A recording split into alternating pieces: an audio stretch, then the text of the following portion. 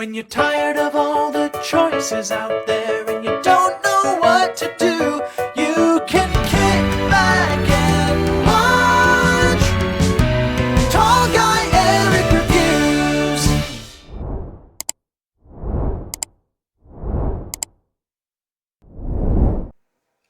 Hey guys, and welcome back to another Tall Guy Eric review.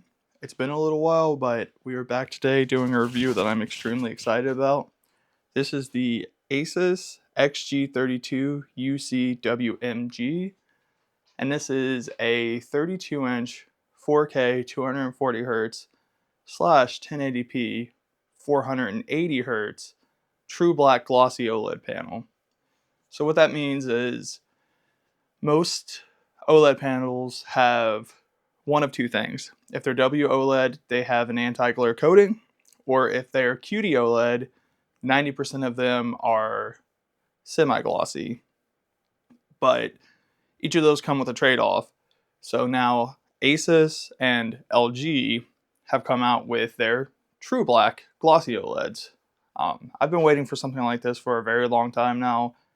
I have tested many monitors, and this is something that as soon as they announced it, I was like, I have to get that day one. This is kind of the dream monitor for me. Been using this since it came out, and I just wanted to give you guys my thoughts and impressions, and do I think that this is worth getting over something like the 4th gen WOLED, the tandem OLEDs, because as of now, they don't have a glossy version of that in a 4K 32-inch. So let's get into it. So to start off, like I said, I've had this monitor since it came out, probably over a month, maybe 2 months, I'm not entirely sure. I ordered it and got it a couple days before it was supposed to actually come in. I have had no issues with my unit. The gray uniformity is probably one of the best I've had on a WOLED monitor. There's no dead pixels. I've not had any issues with black screens. HDR works great. I've really not had many issues at all with this monitor, if any. And it's been such a pleasure to use. Like, I can't stress how good games look on this monitor. I've tested everything you could imagine at this point on this monitor. So that goes from PC gaming using my Mac, PlayStation as I'm playing right now, Xbox, old game systems like I've used my Wii, my GameCube, my PS2. I played Game Boy Advance games on this through my GameCube, and everything just looks so good and crisp. In terms of functionality, you kind of get what you would expect at this point from a monitor of this price. It has all the same settings as the past Asus OLED monitors of the past couple years. It has all the customization you could possibly want on a monitor. You can tweak brightness, you can tweak color saturation, you can use Asus, their sharpening technology, which is really good. It's called Clear Pixel, and it's really good. I think it's better than typical sharpening on a monitor. You have a wide array of ports. It would have been nice for Asus to have put a DisplayPort 2.1 or 2.0. I can never remember which one it is on this monitor, especially for the price. That is going to be very disappointing to a lot of people. For me personally, it's not a big deal. I use HDMI for everything, but if you're hoping to get that DisplayPort 2.1 technology and not have to use DSC, unfortunately that's not here. Like I said, at the price, they definitely should have given it to us. There's really no way around it. This was originally a $1,300 monitor. It might still be, I'm not entirely sure, but for that price, it should have had all the ports. It does have two HDMI 2.1 ports, a DisplayPort 1.4 port. It has a USB-C port that I believe doubles as a DisplayPort through USB-C. However, it only does 15 watts of power, which is another disappointing thing, because the other Asus variant of this monitor that has the anti-glare coating, it had a 90 watt power through USB-C. So it's really unfortunate to see that. I think at this point, almost every monitor is going to have its cons, its pros, but let's get into the biggest thing about this monitor that makes it unique, and that's the coating. So it is glossy. It's 100% glossy. There's no grain whatsoever. There's no glare. There's no anything to make the screen look gross, for a lack of better terms. It is just crystal clear. Playing on this is very, very reminiscent of playing on like the LG C5 or the C4, which I've used as monitors before, and I absolutely love them. And it does come with the same unfortunate reflective qualities that those monitors, TVs have. I guess this does a little bit better of handling reflections because, you know, when you're using like a 42-inch TV, it's a giant screen, so there's tons of reflections, and B, there's really nothing there to block reflections. I don't know what LG used for the clear black glossy coating, but it's very unique looking. If you shine a flashlight to it, you can see some very weird patterns under the glass of the display. I don't know how to describe it. I've never seen anything like it, but you cannot see it unless you hold a flashlight to it. So whatever they're using for that, it's awesome.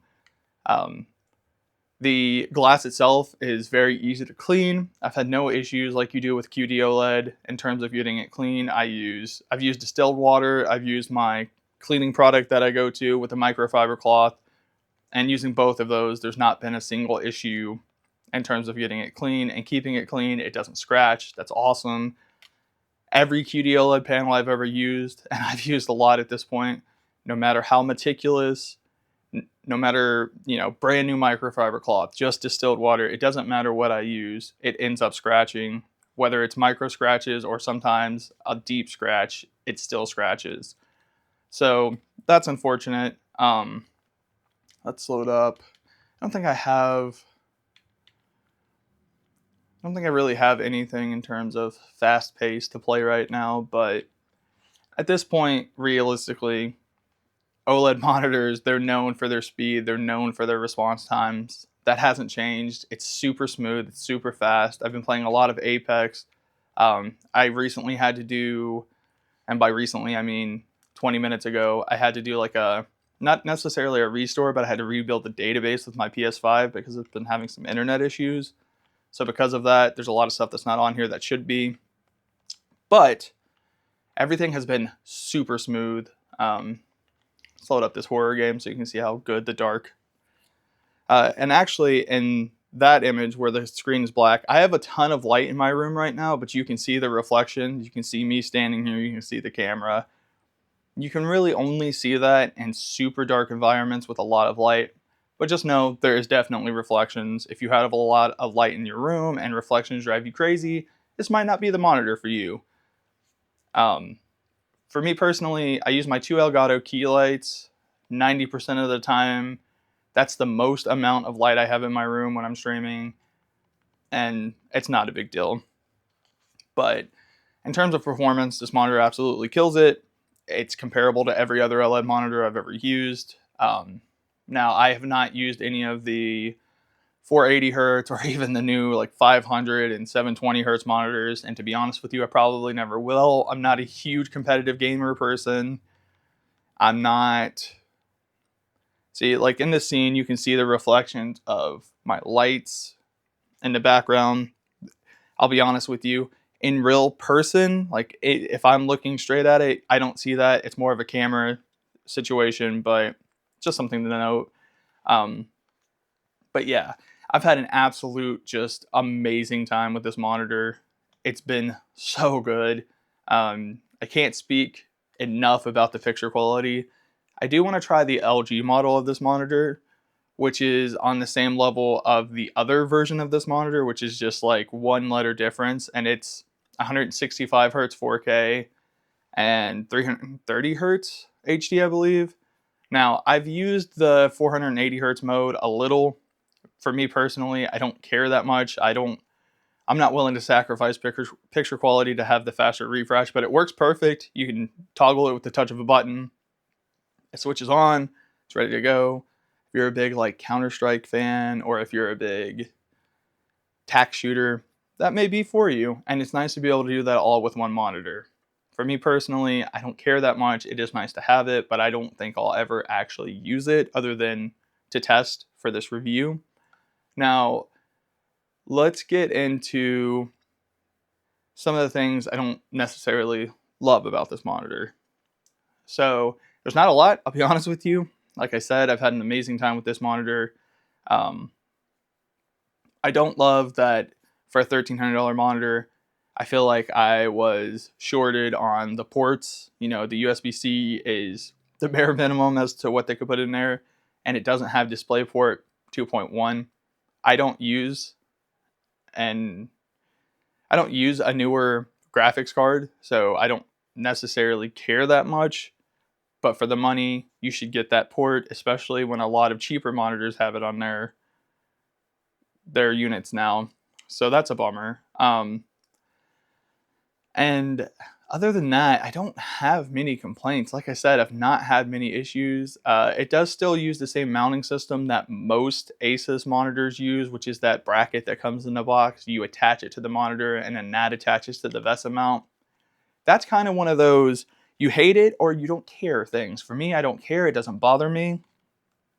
It is annoying because if you ever lose that, you will have to get another one to be able to mount your monitor. That is disappointing, but I have like 6 of them now from the monitors over the years. So for me personally, I don't care. It's not a big deal.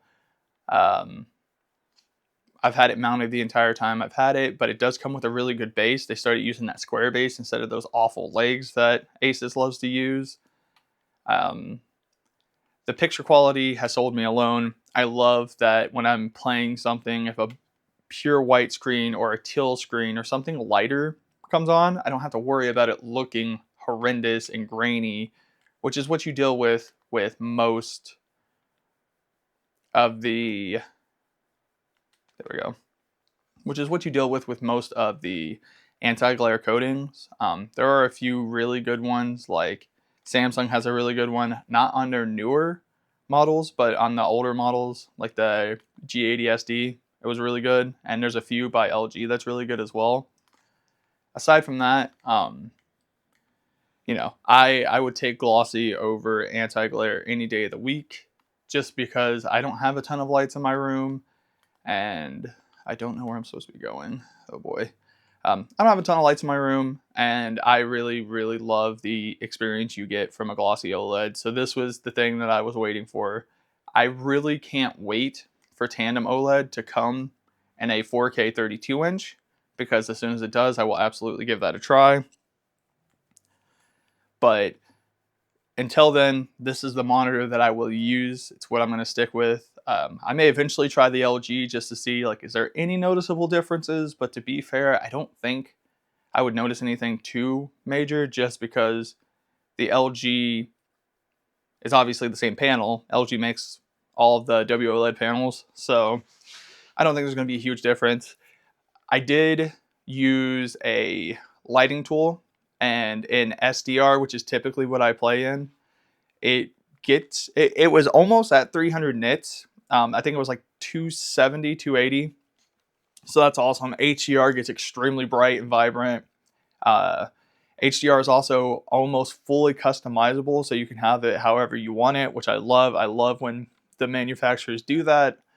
I usually just play in SDR because it's more compatible with a lot of games, and the brightness is plenty bright for me. I've left it on 75 since I bought the monitor, and I'll never need to go above it. I'll go ahead and show the OSD off real quick before I end the video. It is the typical Asus OSD. You press the little nipple thing and you get all of your options. The only option this has that I've never really seen before is this clear pixel edge. I imagine that is related to keeping burn-in from happening. I'm not 100% sure, but I've left it on. I've not noticed anything different. It does have a ton of burn-in options, just like most of the modern OLED monitors, and they all work very well. Even the NeoPixel, what is it called? NeoPixel, let's take a look. The Neo Proximity Sensor.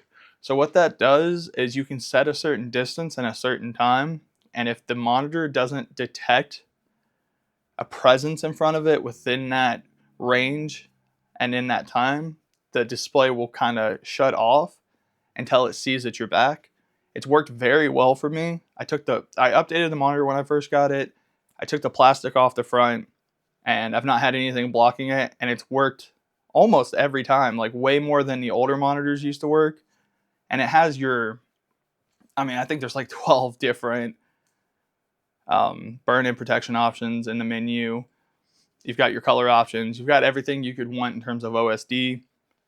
I am coming from the Doe Spectrum Black, the 32-inch. I did a review on that. I said I love that monitor, but I did have a few issues with it, especially with the company itself. Obviously, Asus is a lot more reputable of a company than Doe, and that monitor was touted as glossy, and it's not. There's definitely some grain. It's not a lot, but it's there. There's no grain.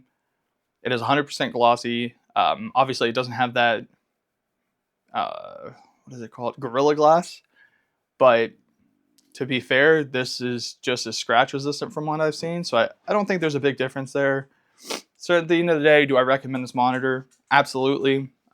If you want to save some money and you don't need the 240 hertz model though, the LG is like $800 right now. That would probably be a better recommendation. I personally prefer LG, and you're not really losing out on a lot unless you need that 240 hertz / 480 hertz. That's probably going to be the better bang for your buck. But if you want absolute best quality, best performance, this is the way to go. Until they do the tandem OLED in the 42 or in the 32 4K, I just can't see this monitor coming off my desk. But I will absolutely do a review when those come out, because that will be amazing. But for now, this is plenty bright. It offers everything I've wanted.